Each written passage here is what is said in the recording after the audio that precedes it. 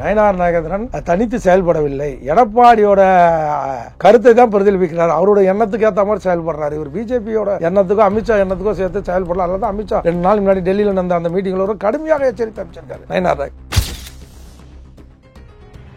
ஜெயக்குமார் பிஜேபியை பார்த்தா கொதிப்படைக்கிற கூட ஜெயக்குமார் நயனார் கிட்ட கொஞ்சம் கொலை வளர்றது நம்ம அதை பார்த்தோம். தட்டி கொடுத்து விளையாடின்னு இருக்கிறாங்க. அதனால பிஜேபிக்கு அனைத்து இந்திய அண்ணா திராவிட முன்னேற்றத்துல ஒரு ஆளை தார பார்த்துருக்காங்க தலைவரா பிஜேபி தலைமையா. புரியுதுங்களா?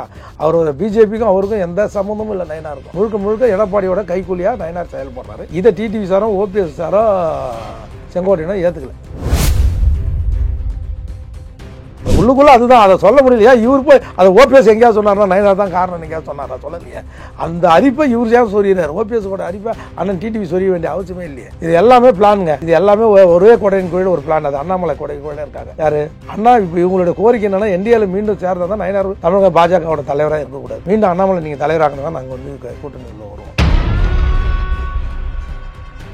இது எல்லாமே நயனார் நாகேந்திரனுக்கு வச்ச செக்கு.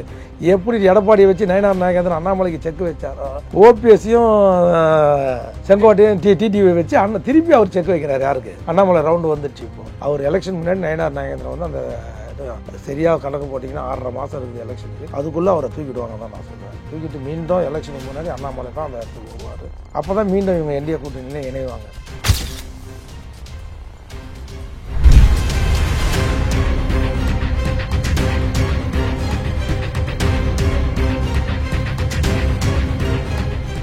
ரியல் ஒன் உறவுகள் அனைவருக்கும் வணக்கம். பல்வேறு முக்கியமான தகவல்கள் செய்திகளை நம்முடைய உறவுகளுடன் பகிர்ந்து கொள்ள இணைந்திருப்பவர் அரசியல் விமர்சகர் ஆவின் வைத்தியநாதன் அவர்கள். வணக்கம் சார்.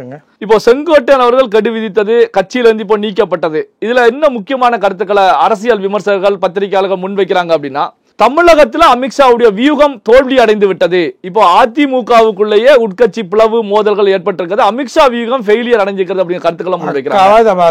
ராஜதந்திரி அமித்ஷாவோட பிளான் தான். எடப்பாடி 20 சீட்டுக்கு மேல தரமாட்டேன்றான். யாருடா? பாஜகவுக்கு. அவங்க 100 சீட்டுக்கு குறைவு இல்லாம வானான்றாங்க. சொல்லி பார்த்தாங்க, புரிய 40ல் 20 தரேன்னு சொன்னாங்க. குறைஞ்சபட்சம் 72 சீட்டு வேணும்ட்டாங்க. யாரு? பிஜேபி. வாக்கு ரேஷியோ பிரகாரம் பிரிச்சு கொடு. நீ 19% வாங்கியிருக்கிறோம், நாங்க 18.4 வாங்கியிருக்கிறோம். இது பிரகாரம் பிரிச்சா கூட எங்களுக்கு எவ்வளவு வருது. அதுக்கு எடப்பாடி ஒத்துக்கல. அதுதான் நிர்மலா சீதாராமன் வந்து இறங்குது. வரும் 3 நினைவு நாளுக்கு மட்டும் அவங்க வரல. அந்த பேச்சுவார்த்தை தோல்வி, ரகசிய பேச்சுவார்த்தை தோல்வி விட்டதன் காரணமாக தான் செங்கோட்டையனை தட்டினாங்க.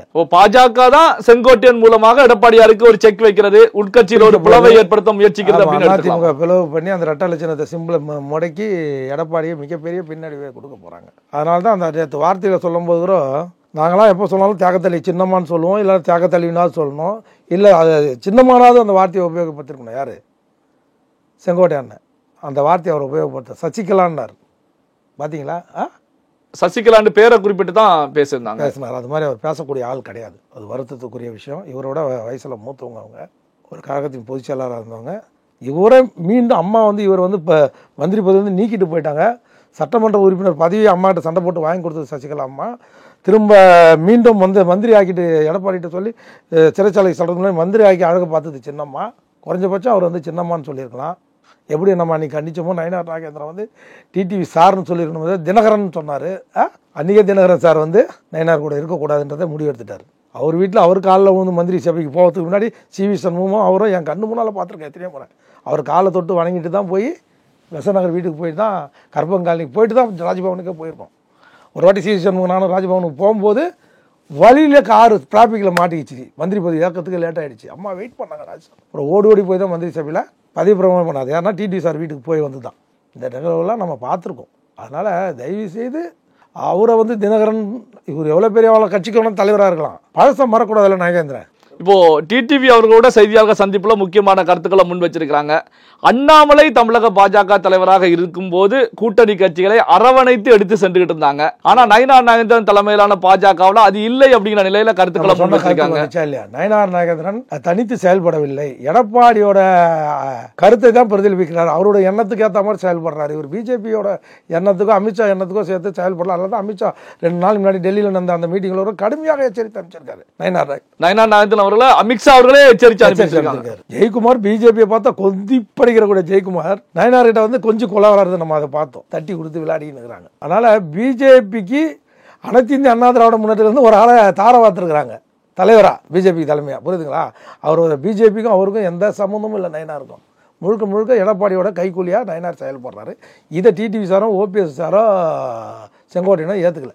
இப்போ ஓபிஎஸ் வெளியேறியதுக்கு காரணமே நயினார் அப்படிங்கறத டிடிவி தினகரன் அவர்கள் சுட்டி காட்டுறாங்க. 2 பேருக்கும் பழைய பக்கமே சார். 2 பேரும் ஒரே சமுதாயத்தை சேர்ந்தவங்க.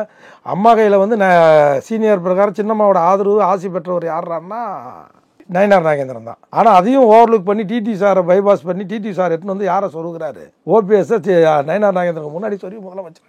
அந்த இப்பத்துலேருந்து கோவம். நான் சொல்கிறது எப்போ 2001 இந்த பிரச்சனை நடக்குது. அவங்களுக்குள்ள ஒரு பனிப்போர் நடக்குது. நயினாரும் ஓபிஎஸும் ஒன்றா இருந்து எங்கேயுமே பார்க்க முடியாது. 2 பேரும் வளர்ந்து எப்படி இங்கே முத்துசாமியும் செங்கோட்டையனுக்கும் அந்த காலத்துலேருந்து ஒரு பனிப்போர் இருக்கும்.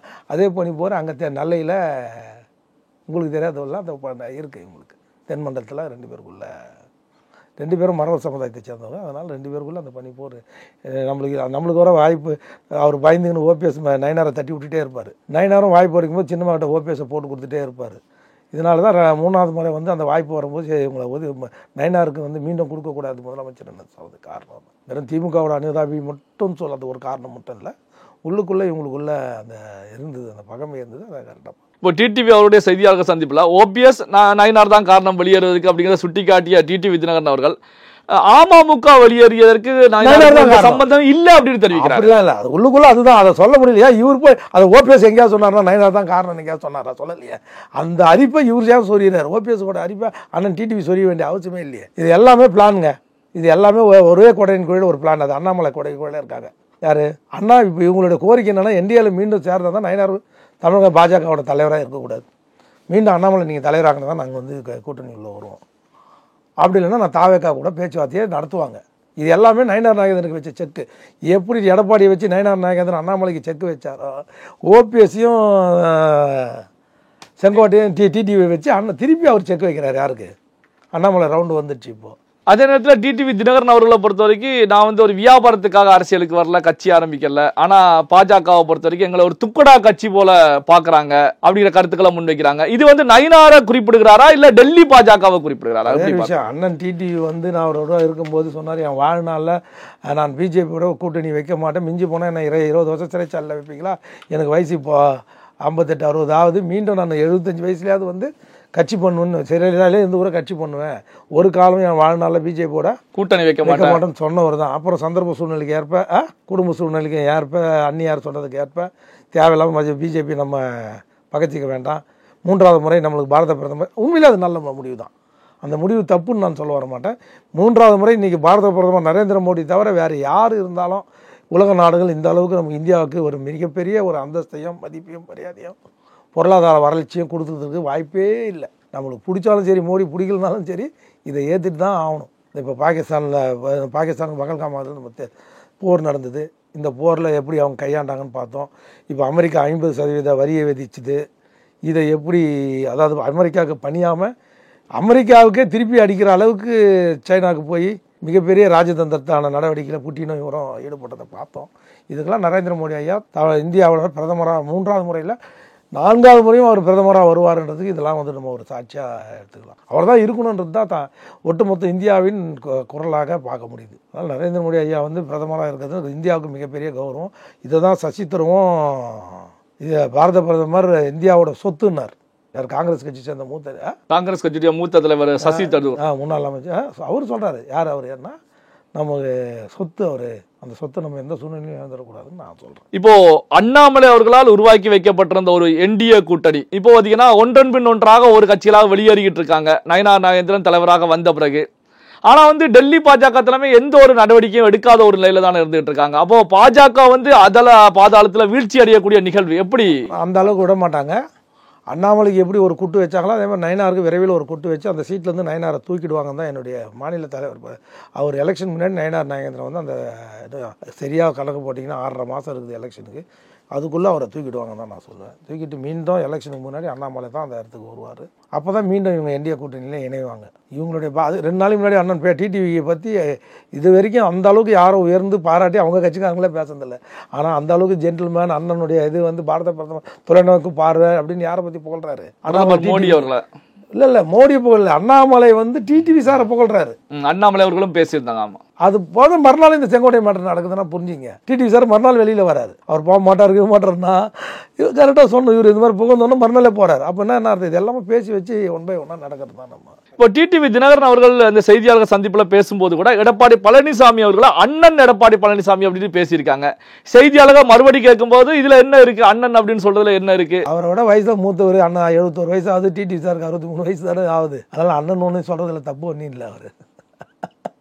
அவருக்கு கோவத்தை ரொம்ப வந்துருக்கு. டிடிவி சார் மரியாதை கொடுக்குறாருன்னா இப்படி ரொம்ப மரியாதை கொடுக்குறாருன்னா அவன் மேலே அவ்வளோ வெறி இருக்குதுன்னு அர்த்தம். இல்ல அதிமுக கூட அழைப்பு விடுத்தா போய் இணைஞ்சிக்கலாம் அப்படிங்கிற நிலையில இந்த கருத்துக்களை அண்ணன் அப்படிங்கிற வார்த்தையை பயன்படுத்தி இருக்கிறாரா? என்ன இல்லை அவருக்கு. ஏன்னா அவர் ஜிகா மூப்பனார் ஐயாவோட நினைவு அஞ்சலுக்கு கூப்பிட்டு இருந்தாங்க. வந்துட்டு இருக்கிற நேரத்தில் எடப்பாடியை அழைக்கும் போது அவர் டிடிவி வந்தால் நான் வரமாட்டேன்னோட வந்த ஒரு பாதி வழியிலே திரும்பிட்டார். இதுவரை வெளியூர்லேருந்து வந்தார். அந்த அளவுக்கு ஒரு ஓபிஎஸ் மட்டும் அவர் அசிங்கப்படுத்துறது இல்லை எடப்பாடி. டிடிவி சார் அசிங்கப்படுத்த ஆரம்பிச்சு. சரி, இனிமேல் நம்மளுக்கு இது மரியாதை இல்லாத இடத்துல நம்ம இருக்க வேண்டான்றது தான் அவரோட முடிவு. அவரோட முடிவை ஒட்டுமொத்த அமமுக வேட்பாளராக இருந்தது நானும் சரி, அமமுக தொடரும் சரி, அது வரவேற்கிறோம். பல்வேறு முக்கியமான தகவல்கள் செய்திகளை நம்முடைய உறவுகளுடன் பகிர்ந்து கொண்டதற்கு நன்றி சார். நன்றி, வணக்கம்.